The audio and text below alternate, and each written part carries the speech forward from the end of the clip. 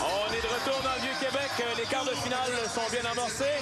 Et tout de suite, on va aller en haute piste retrouver Julie Hull pour savoir comment ça se passe jusqu'à maintenant. Ça passe vraiment bien, vraiment. Ça commence très, très fort. Les gars, vous autres, vous venez depuis combien de temps? Ça fait 5 ans qu'on est ici. On n'en manque pas une. On est là, Québec. Rock on!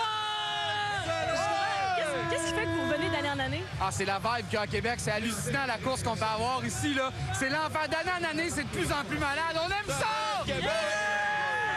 On a commencé déjà à se chauffer. Et on nous a remis des sifflets. Alors, les gars, un petit coup de sifflet avant de terminer.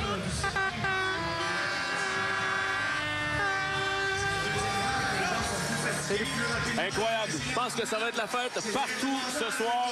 Dans quelques instants, on va vous présenter la prochaine étape de ces rondes quarts de finale chez les messieurs. On peut peut-être en glisser un mot, Marc, sur la non pas la possibilité, mais la présence des femmes également un peu plus tard au cours de l'émission, parce que pour une deuxième année de suite, il y a un volet féminin au Red Bull Crash Test. Oui, exactement, comme l'année dernière. Mais je dois dire que cette année, le calibre, lui aussi chez les femmes, a augmenté et on aura des compétitions et des descentes beaucoup plus serrées que l'année dernière. Je dois vous dire qu'elles ont développé une certaine habileté supplémentaire, mais j'ai bien hâte de voir qui va gagner cette année, parce que l'année passée, c'était vraiment une compétition entre les filles de la ringuette et les filles du hockey.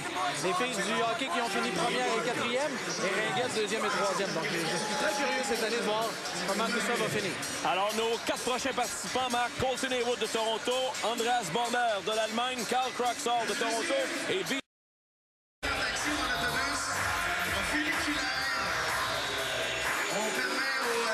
On est de retour au cœur du Vieux-Québec pour la suite de l'événement Red Bull Crash Test 2010. Et Marc, tout de suite, les athlètes sont remontés rapidement en haut parce qu'on est déjà prêt pour les quarts de finale chez les hommes avec Larry Jusselaidi de la Finlande. En jaune, c'est Scott Craxall de Toronto.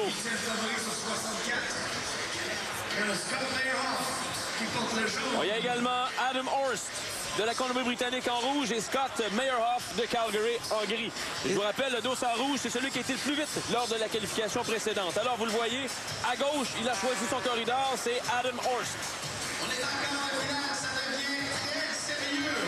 C'est parti pour cette vague de quart de finale chez les hommes.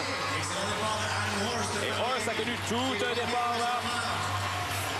Et en bleu, Larry Jusselaidi a été le deuxième l'année passée, ici même à Québec. Et il est présentement 5e sur le circuit de la Coupe du Monde. Donc évidemment, il faudra garder sa place. Une chute ici, on vient de passer le séparateur sous la porte Prescott. On amorce la descente de la côte Saint-Jean devant nous. Oh, une chute ici de Scott Meyerhoff. Devant, c'est Larry Jusselaidi. On va faire attention dans la presse parce que... Oh, ça brasse! Jusselaidi tombe. Horst prend les devants. Et c'est Craxall qui est deuxième. Ça va jouer du coude à la fin. Et Craxall maintient sa deuxième place. Horst se dirige vers la place de Paris. Et franchit l'arrivée, se qualifie. Oh! Hey! Craxall deuxième, mais d'une façon très spectaculaire. On va peut-être avoir besoin de photo finish, Marc. Absolument, mais c'est une chose qu'on devrait ajouter, c'est qu'à la toute fin, les concepteurs de la piste ont vraiment voulu faire une surprise aux patineurs. Et il y a vraiment une espèce de faux plat avant le plat final, ce qui fait que c'est une difficulté supplémentaire. Et quand on est fatigué à la fin de la course comme ça...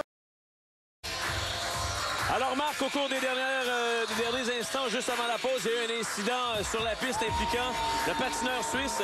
Et on a quand même de bonnes nouvelles, c'est qu'il est hors de danger. C'est malheureusement une blessure mineure, mais ça fait en sorte qu'il est exclu de la compétition maintenant. Exact, on voit le travail qui a été fait. Malheureusement, heureusement, je veux dire, plus de peur que de mal. Hey Marc, on a de la belle visite sur le plateau. Pierre-Alexandre Rousseau, comment ça va, Pierre? Oui, content de te retrouver. Merci. Hey, toi qui es amateur de sensations fortes, avec les manœuvres que tu nous as fait au cours des dernières années sur la piste en ski acrobatique, 5e place aux Olympiques, ça fait quoi de voir des athlètes comme ça?